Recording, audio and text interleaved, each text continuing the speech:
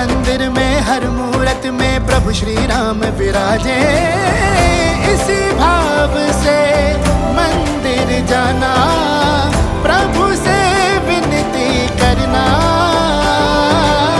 भारत का ही नहीं विश्व का रंग केसरी करना। राम लहर की आंधी का जग को करवाना अनुभव। रामलला की प्राण प्रतिष्ठा के बाद पहली रामनवमी का उल्लास, उमंग, जोश अयोध्या में पूरी तरीके से दिखाई दे रहा है। अयोध्या के हर मंदिर में राम नाम का इस वक्त भजन और कीर्तन चल रहा है। यहाँ तक कि जो अयोध्या से बाहर से अन्य विभिन्न धार्मिक स्थानों के महाराज हैं, संत हैं, वह भी अयोध्या आ रहे हैं और आकर के राम की कथा का भजन सुना रहे हैं और भक्तों को सनातन का, राम के प्रेम का, राम की मर्यादा का संदेश दे रहे हैं। आज हम एक ऐसे धर्म गुरु से जुड़े हुए हैं जो अपने आप में काफ़ी प्रसिद्ध हैं, प्रचलित हैं, जिनके लाखों फॉलोअर्स हैं। उनका नाम है मानस चातक वैदेही सुरभि तिवारी जी, जो गुरु राम भद्राचार्य की शिष्या भी हैं और वह अयोध्या आई हैं। अयोध्या आकर के श्री राम कथा के माध्यम से लोगों को जागरूक कर रही हैं, सनातन का मैसेज दे रही हैं।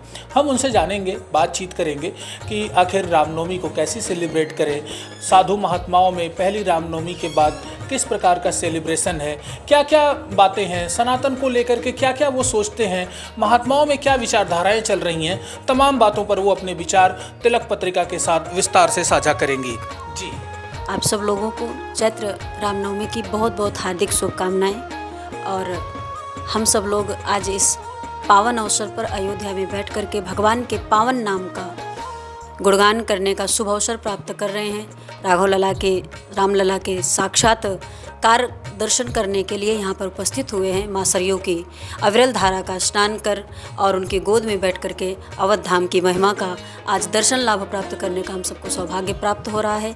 समस्त साधु संत महात्माओं का दर्शन करके उनके आशीर्वाद का शुभ अवसर प्राप्त कर अपने जीवन को बड़भागी बनाने हम सब उपस्थित हुए हैं। और हम यही कहेंगे कि आप सब लोग भी आएँ और हमारे रामलला का, राघव सरकार का दर्शन लाभ प्राप्त करके अपने जीवन को लाभान्वित करें। अद्भुत छवि जो आज जगत के हर कोने कोने में दर्शन करने को प्राप्त हो रहा है, आप सब आकर जब साक्षात्कार करें, दर्शन प्राप्त करें, तो जो आनंद है उस आनंद का वर्णन नहीं किया जा सकता। वैसे तो वेदों में, शास्त्रों में, उपनिषदों में, श्री रामचरितमानस में सब जगह अद्भुत गुणगान श्री रामनवमी का और श्री राम जी का हम आप सुनते हैं, साधु संतों के महात्माओं के द्वारा सुनते हैं।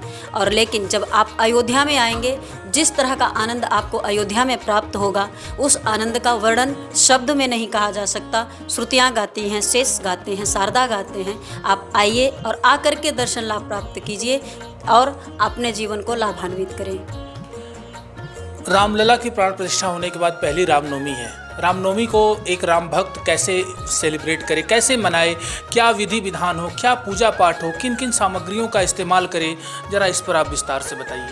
देखिए, हमारे राम जी की सेवा करने के लिए भाव सबसे ज़्यादा आवश्यक है। भाव यदि है तो सामग्री की आवश्यकता नहीं पड़ेगी। वो कभी कहीं नहीं मांगते कि नहीं हमें ये ला कर दीजिए, ये चढ़ाइए, वो करिए। हाँ, व्यक्ति भाव बस जो उसके पास है सब लेकर समर्पित भाव से, अगर स्वयं आकर के समर्पित भाव से आ जाए और नवमी के दिन बढ़िया सुंदर गुणगान करके भगवान का दर्शन करके और उस नवमी के पर्व पर उपस्थिति अपनी दर्ज करा ले, यही सबसे बड़ा भाव और समर्पण है। भगवान के लिए सबसे बड़ा चढ़ावा है कि वो स्वयं को समर्पित कर दे, अपने आप को समर्पित कर दे, आत्मभाव से भगवान से अपनी आत्मा को परमात्मा से जोड़ ले। यही सबसे बड़ा चढ़ावा है भगवान के लिए, यही सबसे बड़ी उपलब्धि है, सामग्री है।